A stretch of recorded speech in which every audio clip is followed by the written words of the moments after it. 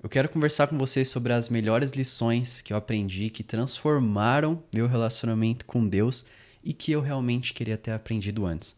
Essa lista aqui ela tá muito boa, tenho certeza que vai te ajudar muito, vai abrir tua mente, vai te trazer insights, porque isso aqui foi o processo que eu aprendi ao longo de mais ou menos uns 6 anos aí, desde que eu decidi me converter, então tem bastante coisa legal.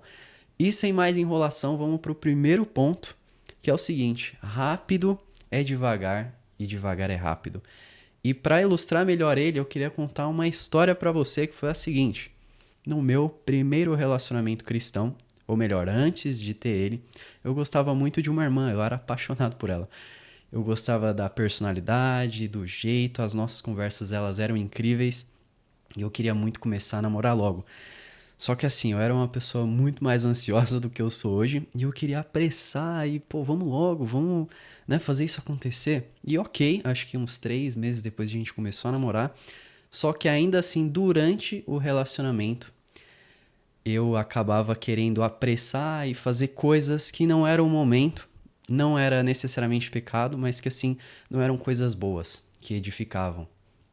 Então, eu entendi muito tarde que se eu tivesse levado ele de uma forma muito mais tranquila e assim, realmente dependendo do tempo de Deus, fazendo a minha parte, mas confiando de que uma hora ou outra as coisas iam ser boas, teria sido muito melhor. Mas não foi o que aconteceu. Eu quis apressar, eu quis ser rápido, acreditando que isso ia ser bom, e no final não aconteceu. E talvez você passe por isso também, ou já passou de querer tudo rápido, tudo na hora, e você vê que aquilo acabou sendo pior do que se você tivesse esperado. Então hoje é uma lição que eu levo muito a sério de ter uma calma, uma tranquilidade maior e realmente entender o tempo de Deus. Então essa é uma lição que eu espero que você consiga entender ela, porque ela de fato ela é super importante. A segunda ela é polêmica, de verdade, porque assim, tem cristãos, tem pessoas que não veem a importância da igreja. Elas acham que a igreja é um lugar onde só tem corrompidos e pecadores, realmente tem pecadores, mas assim, é um lugar que elas não querem estar, por N motivos. E eu entendo, obviamente, as dificuldades que cada igreja tem, que são muitas. Não existe lugar perfeito. Mas a igreja ela não salva. Esse é o meu segundo ponto. A igreja não salva, mas ela te ajuda a se manter salvo. Eu já caí nesse engano de achar que igreja não presta, não serve, mas hoje eu vejo que é fundamental. Eu nunca conheci ninguém e eu queria que você me falasse aí. Coloca nos comentários se você conhece alguém que vive uma vida completamente solitária, que se diz cristão e que a vida dele tá boa, ou que ele tá conseguindo ter um bom relacionamento com Deus. Isso não acontece. Nós fomos feitos para viver em comunhão. Isso é um fato, independente dos problemas do lugar da igreja. Fomos feitos para viver em comunhão. E é fundamental que a gente esteja num lugar saudável, numa igreja que edifique e que ajude a gente. Porque não existe, não tem como. A maratona, essa maratona cristã, até chegar no final, ela é longa, tem diversos desafios e querer fazer isso sozinho é uma completa loucura. Eu acreditava nisso, mas quando eu entendi que a igreja é essencial para me manter salvo, o jogo virou. Porque aí eu comecei a querer me envolver mais com os projetos, com as coisas, a querer estar mais próximo das pessoas, conviver com elas. E isso foi transformador e algo que me ajudou muito. Então, essa é a segunda lição que eu espero que você consiga entender ela e que ajuda demais, com certeza. O terceiro, esse aqui, se eu tivesse aprendido isso antes. Perdoar alguém pode demorar bastante. Eu acho que existe uma ilusão, parece, que você deveria perdoar todo mundo muito rápido. Pô, seria maravilhoso se isso fosse verdade. Mas não é o que aconteceu comigo na minha vida. Tiveram momentos que eu tive muita dificuldade para perdoar. E não era por falta de querer, mas é porque esse processo de perdão, para algumas pessoas, ele realmente demora mais do que para outras. E depende, às vezes, de situação para situação. Então, falando de mim, por exemplo, situações onde existe uma carga emocional muito alta, demora mais para eu perdoar. Então, se eu tô muito conectado com a pessoa, se eu tenho um vínculo muito forte, ela faz algo que eu não gosto, ou algo que me machuca, eu vou demorar um pouco mais para perdoar ela. Agora, se é um estranho que fez uma coisa ali, é quase inevitável que é na hora. Não, tranquilo, vai com Deus. Então, se você tem lutado em realmente tido dificuldade, ou se você está se decepcionando consigo mesmo, triste, pensando, caramba, eu não estou conseguindo perdoar tal pessoa, será que tem algo de errado comigo? Talvez seja o teu processo. É você querer perdoar, isso é fundamental, você precisa disso, mas talvez demore sim, talvez demore. O quarto ponto, esse aqui é muito transformador, de verdade. Esse aqui, acho que só com o quarto já valeu a pena você ter assistido esse vídeo. Tem outros aqui que são muito bons, mas esse aqui, se você pudesse sair desse vídeo com esse, é o que vai te transformar. Jejum e oração, uma das armas espirituais mais fortes que existem. Como que eu descobri isso? Eu nunca fui um cara de jejuar. Óbvio, a oração sim. Mas tem um livro que se chama A Cultura do Jejum, se eu não me engano, do Luciano Subirá, que é um cara muito famoso aí, enfim, pastor. Inclusive, eu sou muito grato por ele. Muito grato porque esse livro, os vídeos que ele fez sobre jejum me ajudaram profundamente. Inclusive, ele fez o jejum de Jesus 40 dias. 40 dias sem alimento, só com água. É loucura. Depois você assiste esse vídeo, você pesquisa aí, você vai encontrar. E aí, depois que eu li esse livro, que eu assisti esses vídeos, eu tomei uma decisão. Eu vou jejuar e vou orar. E, sério, foi um ponto de virada transformador. Sério, eu não consigo mais ver a minha vida sem conseguir jejuar junto com a oração. Porque você consegue nutrir teu espírito de uma forma... Não, é sério. Se você não tem o hábito de jejuar e de orar, faça isso. Faça isso. Você transforma o seu espírito de uma forma, você se conecta muito mais com Deus. É como se você tirasse essa carga espiritual negativa. É como se, inclusive, te ajudasse a vencer alguns pecados e dificuldades. Te dá um ânimo, uma energia, uma conexão com Deus absurdo. Absurdo. Então, eu recomendo muito. Muito isso aqui. A partir do momento que eu comecei a fazer, meu relacionamento com Deus nunca mais foi o mesmo. O quinto, você sempre vai ter altos e baixos. De novo, se você tem se sentido triste pelo momento espiritual que você está vivendo, poxa, eu não estou conseguindo orar muito, eu estou com dificuldade de enfrentar um pecado, o que está acontecendo comigo? Será que tem algo de errado? Talvez seja o momento espiritual que você está vivendo.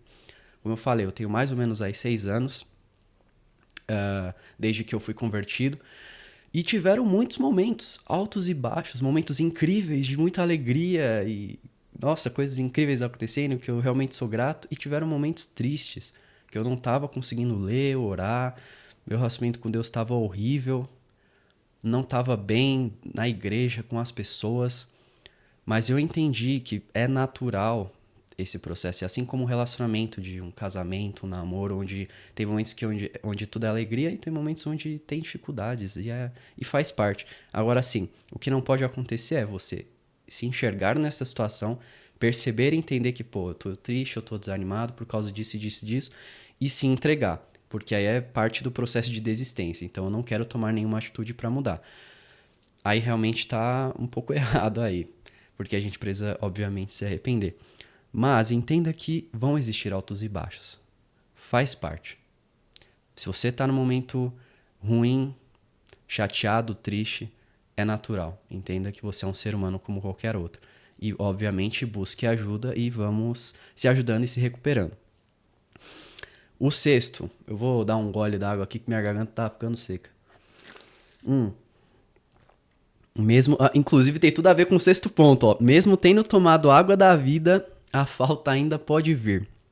O que eu quero dizer com esse ponto aqui? Tem uma escritura lá em João, que Jesus encontra a mulher samaritana, e Jesus fala para ela, se você tomar água da vida, você nunca mais terá sede. E sempre que eu li essa escritura, eu ficava com um ponto de interrogação. Porque eu pensava, tá, eu sim me sinto pleno espiritualmente, mas eu sinto falta de outras coisas. Será que... O que está acontecendo? Eu não estou conseguindo viver essa escritura na prática?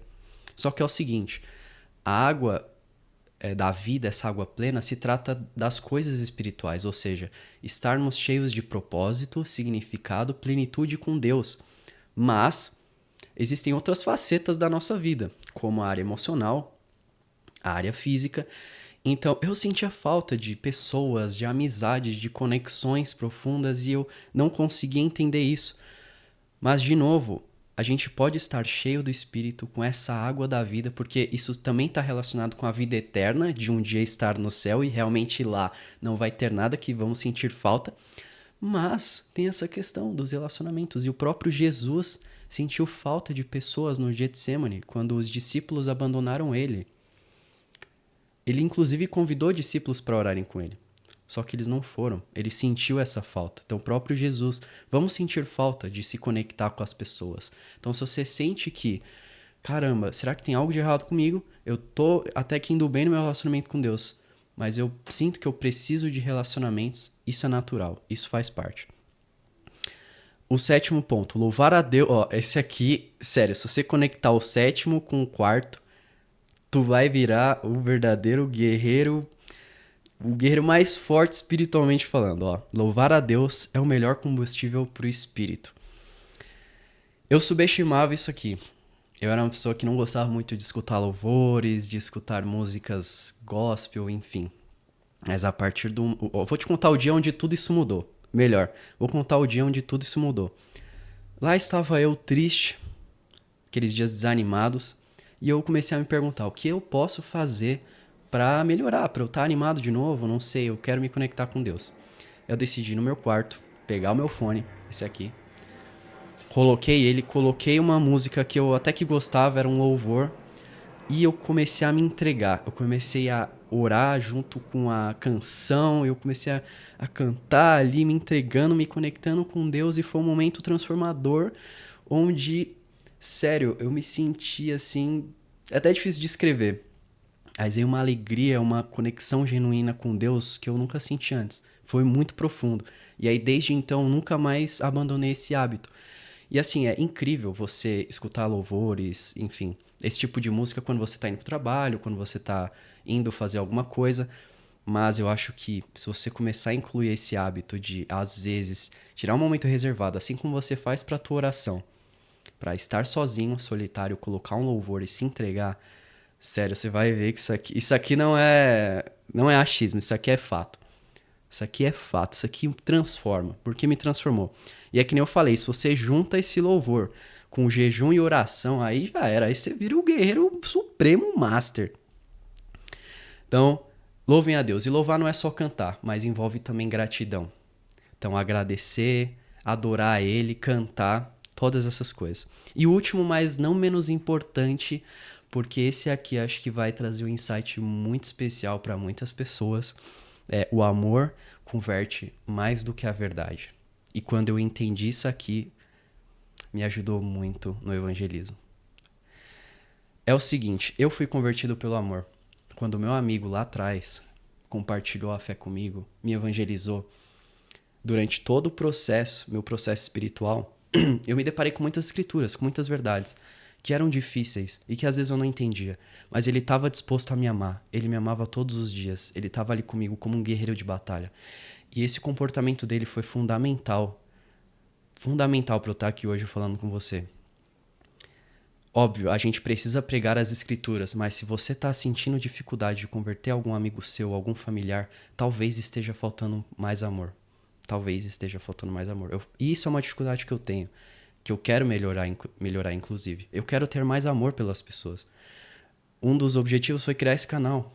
Porque eu quero ajudar, porque eu quero orar, porque eu quero amar, porque ele converte mais do que a verdade. Jesus, o próprio Jesus, ele sim pregou a verdade. Mas quantas pessoas ele não curou, ele não ajudou, ele escutou, perdoou. Tudo isso envolve o amor. Então, acho que essa aqui é uma das lições mais importantes. Ame as pessoas de várias formas, seja escutando, seja ajudando, aconselhando, só ali na presença com ela. Então, isso é um fato. Assim como me converteu, converte milhares de pessoas todos os dias. Todos os dias. Então, são essas as lições que eu queria compartilhar com você. Outra coisa que eu queria falar, eu vou estar deixando aqui na descrição a minha playlist, que eu gosto bastante de escutar. Então, os louvores, enfim, músicas que eu gosto bastante, que acho que vai ajudar você também. E eu também vou estar deixando o link aqui do livro A Cultura do Jejum, do Luciano, que é incrível. Vou estar deixando o meu link de afiliado. Se você comprar por ele, você vai estar ajudando esse canal a se manter, tá? E mais uma vez eu incentivo você, deixa o seu like, porque esse conteúdo ajuda diversas pessoas. Assim como eu acredito que tem ajudado você. Chega mais vezes para elas, para outras pessoas. e se inscreve para você não perder outros conteúdos como esse. Muito obrigado por ter assistido. A gente se vê no próximo vídeo. Valeu!